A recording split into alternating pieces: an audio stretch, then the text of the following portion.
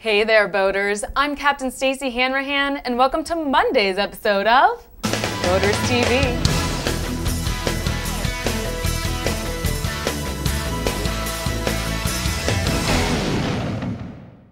First up, our Captain's Caption photo was provided by Mike Chavez.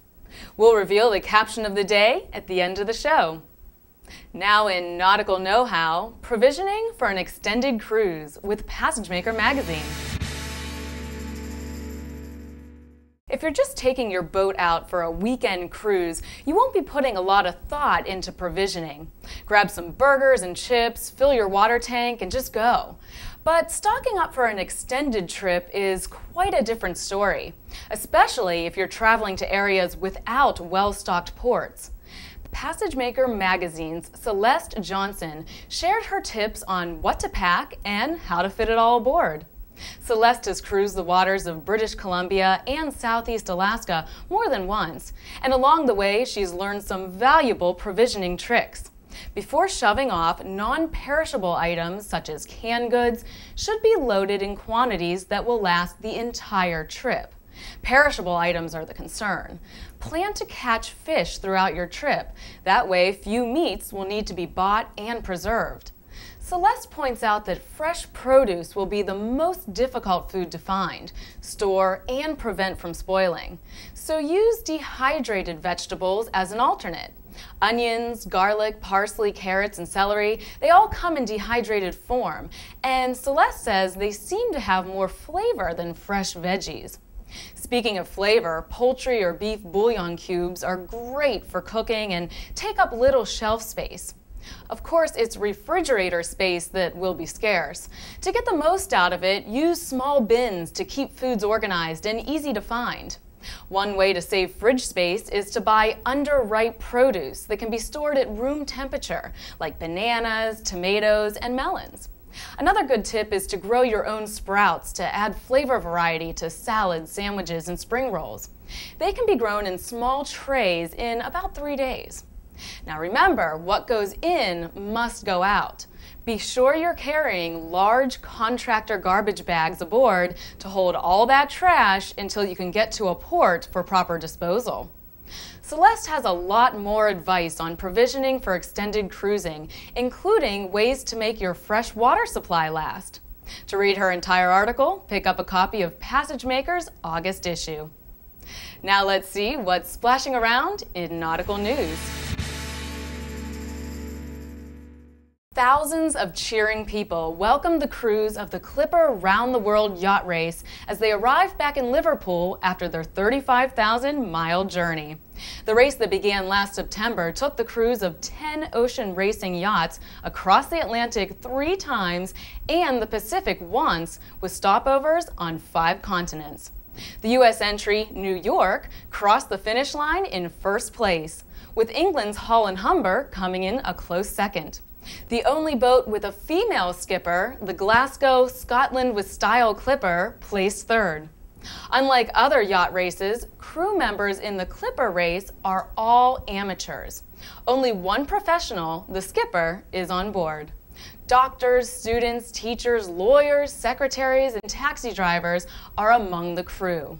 More than 1,400 people have become ocean cruisers by taking part in this spirited race. For much more about it, go to www.clipperroundtheworld.com. In other circumnavigation news, the wave-piercing trimaran Earthrace has set a new round-the-world record for a powerboat at just 60 days. The biodiesel-powered boat crushed the previous record by almost 2 full weeks when it arrived in Spain on June 27th. On his second attempt, skipper Pete Bethune was able to prove that marine transport can be both environmentally friendly and high performance. For the next few months, Earthrace will be on display across Europe, demonstrating the possibilities that alternative fuels offer. If you can't get enough of this carbon-neutral vessel, go to www.earthrace.net. Next up in Bosun's Locker, we'll take a look at Stacey's wish list. On my wish list this week, great tools to have on board. First up, the Phillips head floating screwdriver. Now, I know cell phones and sunglasses are usually the first to jump ship, but if you've done any work on a boat, you know that screwdrivers and other tools like to fall in the drink too. That's why I like these floating screwdrivers. If you've got butterfingers, these tools won't sink on you since both the shaft and handle are hollow. Now, that doesn't mean they're not strong. These floating screwdrivers have passed stringent torque tests and meet industry standards. And their corrosion-resistant stainless steel bits are great for marine environments. Next on the list, the Sheffield's Angler 17-in-1 multi-tool.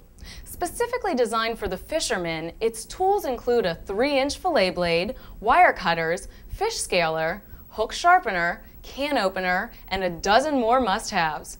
The Angler is light and compact with stainless steel locking attachments and a textured grip handle. We'll tell you where to get my wish list products at the end of the show. Now, on a personal note, this past year my husband and I have done a lot more do-it-yourself projects, and every project seemed to require a tool we, of course, didn't have on board. We do have a toolkit, but it's pretty basic and pretty old, so I'd like some advice. What specific tools and toolkits do you recommend stowing aboard? Let's talk about it. Go to www.theboaters.com/forums. And now it's time to announce this week's poll. Here we go. My relationship with my boat is most similar to the one with my spouse, my boss, my best friend, my child, my doctor, my attorney. To vote, simply go to www.theboaters.com. Now it's time to reveal Stacey's Sealebrity profile pick of the day, which is Thomas Board and his 44-foot McGrewer for Nessie of Clinder. Thomas is an RYA trained sailor. He's sailed his classic yawl around Portugal. And Thomas has an adorable helmsman. Welcome to the Boaters, and congrats on your Sealebrity status. And finally today, the captain's caption of the day is, "Ouch! This boat deck is hot!" Submitted by Darren Hurdle.